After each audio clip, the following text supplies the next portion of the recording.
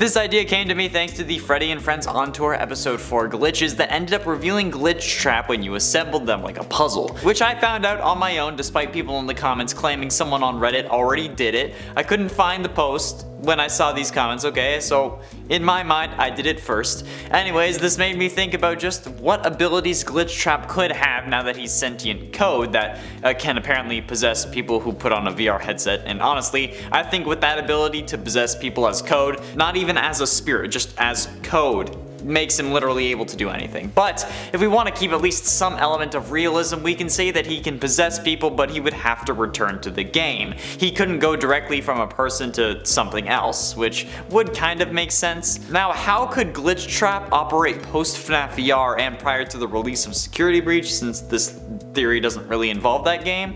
Well, let's work backwards. What could cause Glitch Trap to appear in Freddy and Friends On Tour? Well, that show is clearly a riff on the Fredbear and Friends On Tour show that we saw hinted at in FNAF 4 on the TV, the same Easter egg that gave us the date of the game of 1983. And if we think about this and how it coincides with the Many Worlds interpretation, every possibility does exist. The Earth where the show is called Freddy and Friends also exists. This could be a way of signifying that this is in fact another Earth, since both shows seem to have a similar theme, with Fredbear in the original case interacting with Foxy, and then clips of the various characters singing and performing, which follows the plot structure of the Freddy and Friends episodes, with characters running away from Foxy and then ultimately performing, eventually performing with him in the final episode. It's also worth mentioning that while we expected 6 episodes revealing all 6 numbers of the release date, with the final 2 being Roxy and Monty, we didn't get those. We got 4 episodes, stopping when the last animatronic from the original gang was in the thumbnail, meaning that there may not be anyone else, at least at the time. It's also worth noting that the website showcasing the latest episode, SecurityBreachTV.com, also has hidden messages around the desk if you hover your mouse in certain areas, with the majority of the screen being "Be careful," hovering over the phone saying "I thought I heard something," the Steel Wool Studios logo saying "We know all," and the button to play the latest episode just having question marks. These are things that remind me of how psychic friend Fredbear would speak to us in the minigames for FNAF 4, only further solidifying the FNAF 4 connection. And you know, since I said it, I have to do it. He's here, he's there, he's everywhere. Who are you gonna call? Psychic friend Fredbear.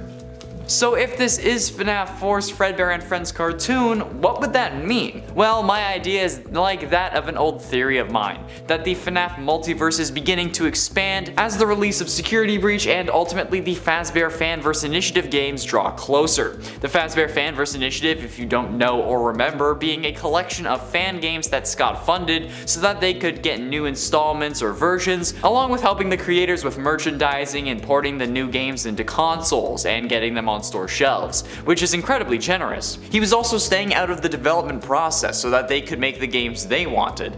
The games included our Five Nights at Candy's 4, the Joy of Creation Ignited Collection, Pop Goes Evergreen, One Night at Flumpty's 3, and Five Nights at Freddy's Plus, which is a reimagining of the original FNAF game, which is where I'm guessing this universe's timeline starts or builds off of, considering how Five Nights at Candy's relies on the FNAF story for its own story. The most notable one for me, personally, out of all of these games, is the Joy of Creation, and those of you familiar with the game may already know why.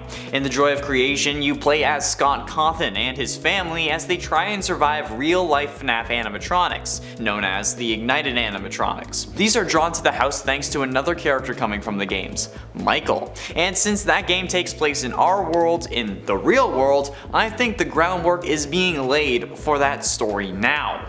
This game specifically needs to be remade since the assets that were used in the original were copywritten and found in the Steam library, etc. So they have to remake all the assets already. So remaking the story so Scott doesn't quit after FNAF 2 and instead retires before Security Breach is entirely in the cards. This game is also the outlier, the one that takes place in a world where FNAF is a game and not real, unlike Five Nights at Candy's. So making the world that game takes place in be this world would also be astounding for marketing.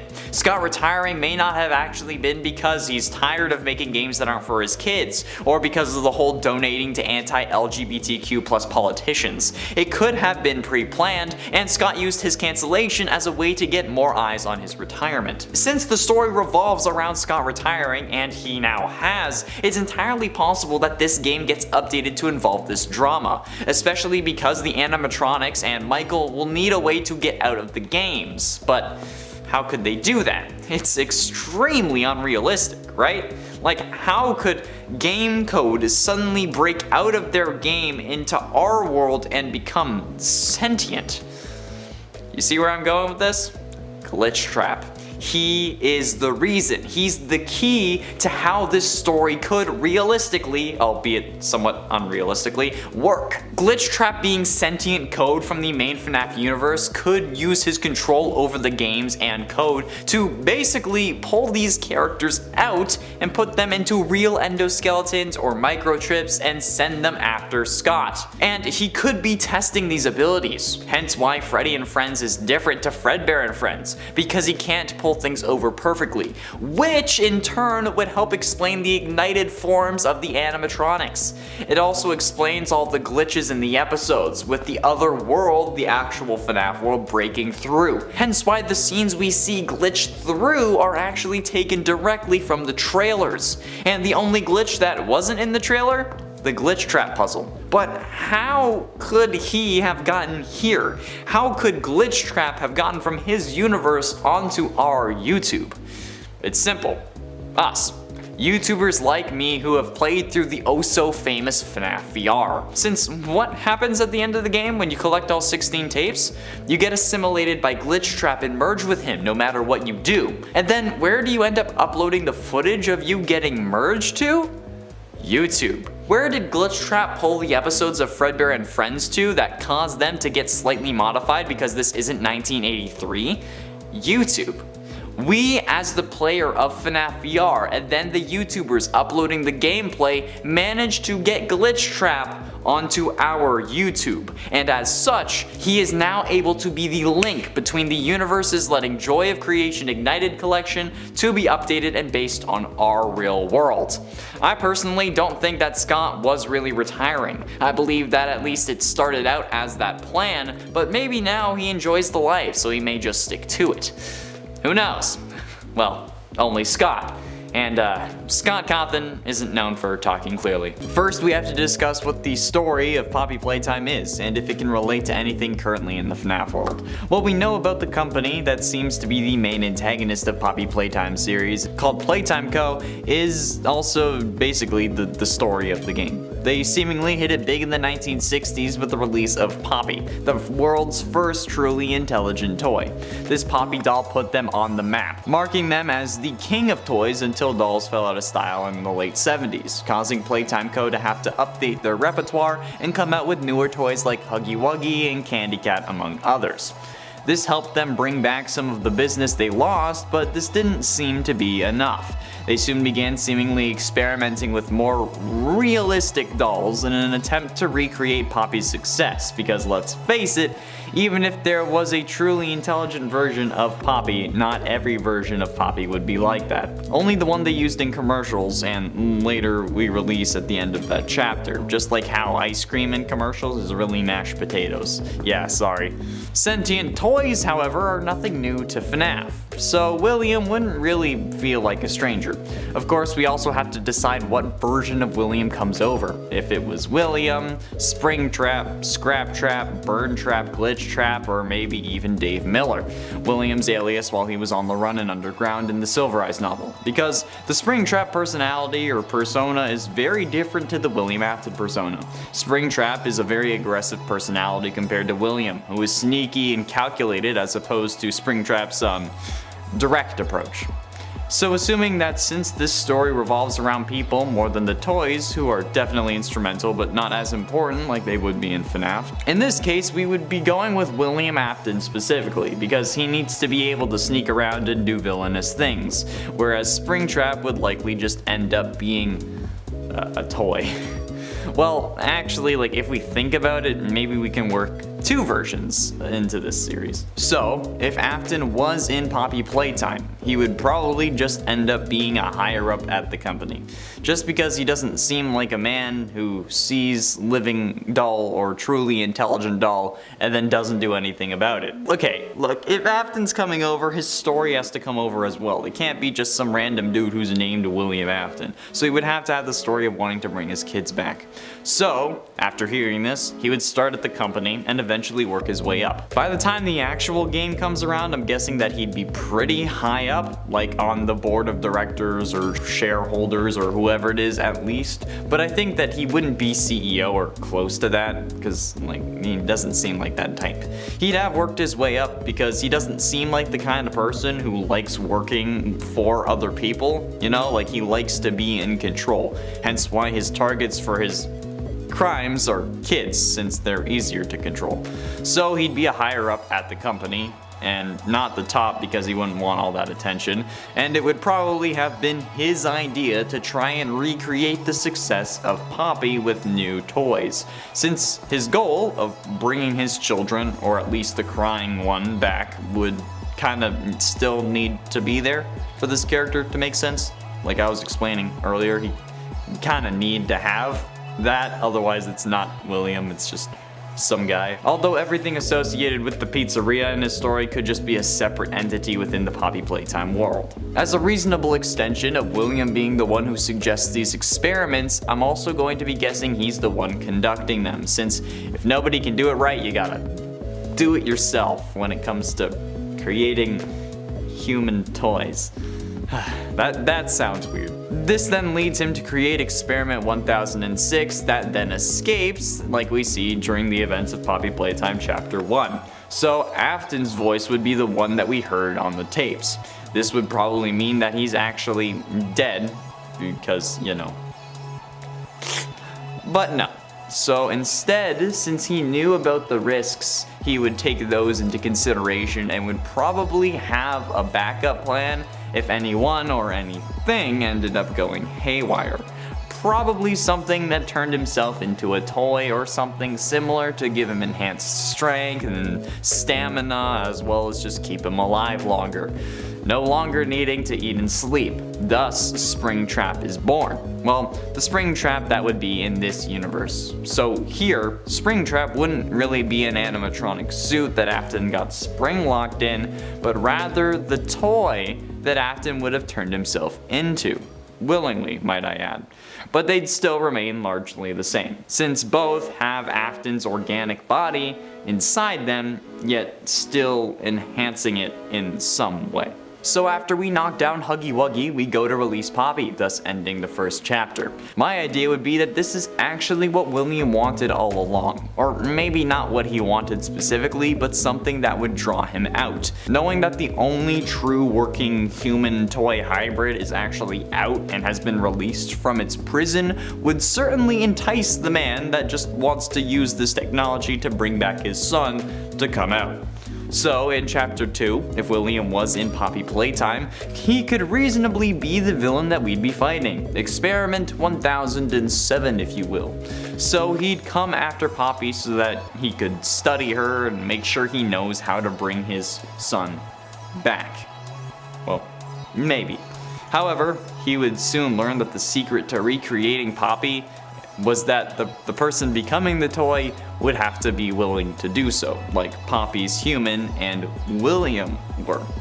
Yeah, because William willingly turned himself into a toy to survive Huggy, he's also one of these perfect human toy hybrids, meaning that to become a toy, the person would have to be alive, which would send William spiraling and probably turn him into the Springtrap we all know and love, but also hate. For me, mostly hate. He needs to die. Hell, you know what? Just for literary significance, he may even just set fire to the Playtime Co. facility just out of anger. Because honestly, that would make sense given the history of this character in the other franchise. We'd obviously end up surviving this fire though, and Springtrap would later become the main antagonist, while we spent our time fighting off the other experiments that escaped. So we'd have 5 additional chapters, at least after Chapter 2, where we'd fight Experiments 1001, 1002, 1003, 1004, and 1005, assuming that that's the scheme that they'd be going with. But the whole time, we'd wonder why Afton didn't kill us directly, and instead just tried to crash the building down on us, which in reality gave us plenty of time to escape, which would also be a big mystery of the game and the ongoing chapters. He could have had us by the throat and then let go to run away. And we wouldn't know until the final chapter that the reason is because we are either Afton's child or the toy of one of his kids, which is why he released us and gave us a chance to leave, resulting in a final battle between father and son where he realized that it's him or us, meaning he doesn't care if we're his son. He's seen how fragile this form can be and is now in the form of Springtrap known as Scrap Trap. We end the fight by burning down the building with us inside as well, alluding to FNAF 6, killing all of us, or at least it seems that way, because, you know, he always comes back. In the final chapter, we get one final scene of something crawling out of the burnt down ruins of whatever warehouse we were in that stored all the Playtime Co. toys. And as we zoom in, we see bunny ears. And the most recent form of Springtrap, Burn Trap, emerges from the rubble, and the scene cuts to black.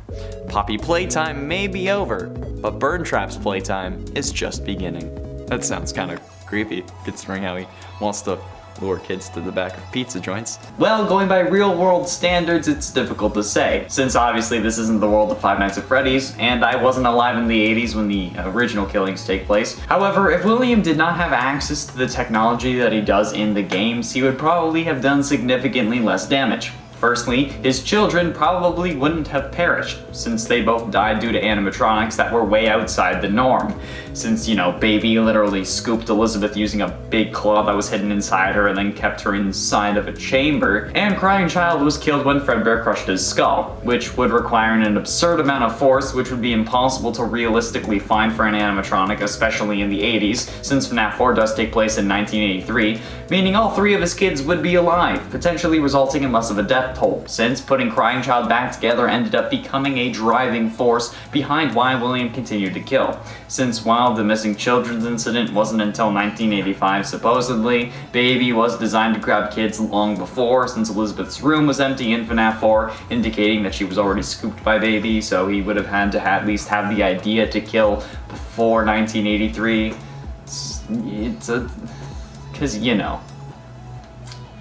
We still don't know why he started killing. As for how successful he would be if his kids weren't a driving force, that depends. One of the most well-known serial killers is Ted Bundy, who ended up admitting to 30 killings over the course of 4 years. I'm sure we all know the story of how he used his looks and charisma to win over various victims and society, but I feel like we can kind of compare this to William. He is in essence doing the same thing, using that Bonnie suit to win over his victims and lure them to the back room when he would then take their life. He was also able to avoid the cops despite being arrested, like we learned from the newspaper clippings in FNAF 1, because he was arrested but released due to the bodies never being found, even though animatronics were leaking mucus and blood. So needless to say, while yes, he would be limited with technology, he would still be able to kill, but I guess in the old-fashioned way, which sounds absolutely horrible. However, what would the cops have done? I feel like they wouldn't have been as bad as the cops from the FNAF universe. Like, the cops in our world wouldn't have been as bad. But I don't really know. Like, the suits ended up leaking mucus and blood, and it was definitely reported to the police. Again, as we see in the newspaper clippings from FNAF 1, the parents who called it in even akin to the animatronics to reanimated carcasses, which, I mean, does make sense given that they were possessed, but even in our world, if someone called that in, I feel like there would be an investigation. And while the animatronics wouldn't have been possessed in our world, since like I've said before, possession isn't real, but if there is an ongoing investigation or even a closed investigation where bodies were not located, and then there are things in the investigated establishment that are leaking blood, I think that calls for the case to be reopened, or at least someone to go check it out. Somehow though, they either didn't investigate or they did but didn't find a body inside the animatronic, which is highly unlikely because, you know, there would still at least be bones. So I'm pretty sure that they just didn't investigate. However, I'd like to think that in our world they would have been investigated and found the bodies, thus resulting in William being arrested, convicted, and only the original 6 victims having died. Nobody else would have died, and William would have been arrested. At least, I think he would. Obviously, I can't predict the jury, and I can't predict how the verdict would have happened, since, Ted Bundy was also arrested, and he had a trial but managed to evade police for ages. So, who knows at this point? The main question we need to ask is what counts as being alive, because since maybe even the first game, William has been possessed by the one you should not have killed, one of his victims that ends up possessing him rather than an animatronic. So he's survived quite a lot that would have normally killed him. The Oxford Dictionary defines being alive as, quote, living, not dead. Which, I mean, is fairly obvious, but I was hoping for something with a little more meat so that I could maybe find a loophole. But by the dictionary definition of alive, no, William Afton is not alive. We are vividly described his explosive death in The Man in Room 1280, the final story from the 5th Fazbear Frights book Bunny Call. But that's not why you clicked on this video. You clicked so that you could yell at me in the comments saying, of course he's alive.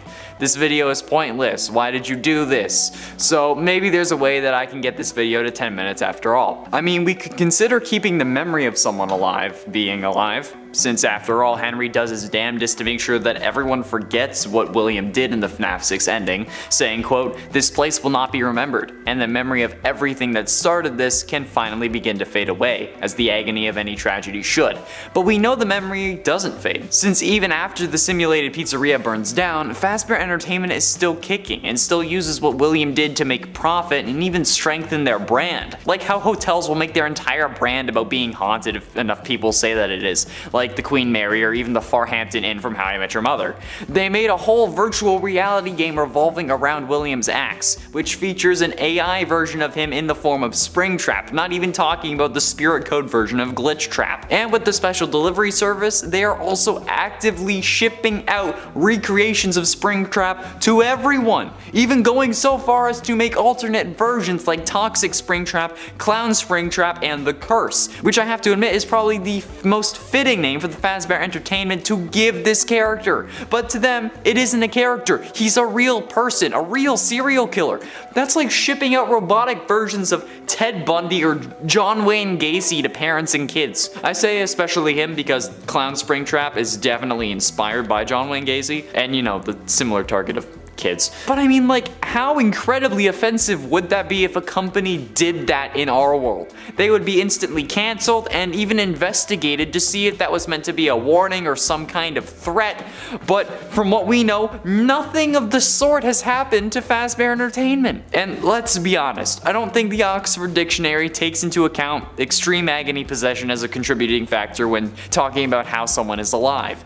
So does being a sentient AI count as being alive?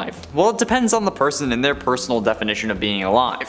While sentient AI would probably be able to feel and go through some of the living process, such as emotion and whatnot, an AI, sentient or not, has no DNA. It has no cellular structure and doesn't undergo the process of cellular division and replication. It can't heal a wound. I mean, it can't really be damaged. Sentience is the capacity to be aware of feelings and sensations, not to actually be a living organism. Even if they have a body, like one of the animatronics from the games, those aren't alive, despite being aware that they're possessed. Possession isn't living, so no, still, William isn't alive. Now, the really tricky thing to determine is if possessing a living being, as William does with Vanny, would count as being alive. And for this, I feel like we need to look at DID. Dissociative Identity Disorder, formerly known as Multiple Personality Disorder, is a mental health condition.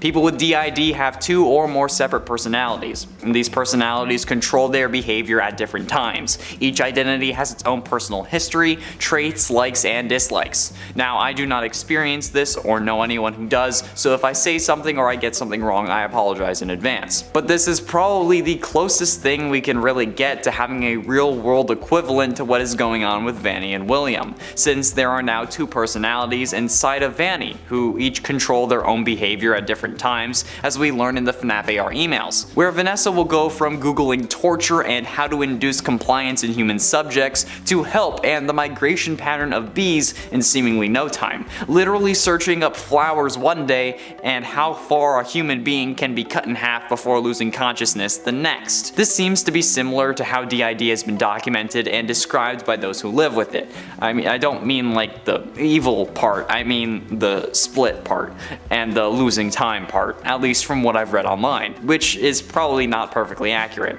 So while these personalities aren't born from the same mind, they certainly share the same space. Both personalities though, while not having separate bodies, would be considered alive since they have DNA and experience cell division and replication, even if it's not all the time. So in that way, William is considered alive while present in Vanny's mind, but not alive as his coded form of glitch trap, or even if he ends up transferring his code into a robot at the end of Security Breach, as has been hinted at with the arm in the end of the gameplay trailer.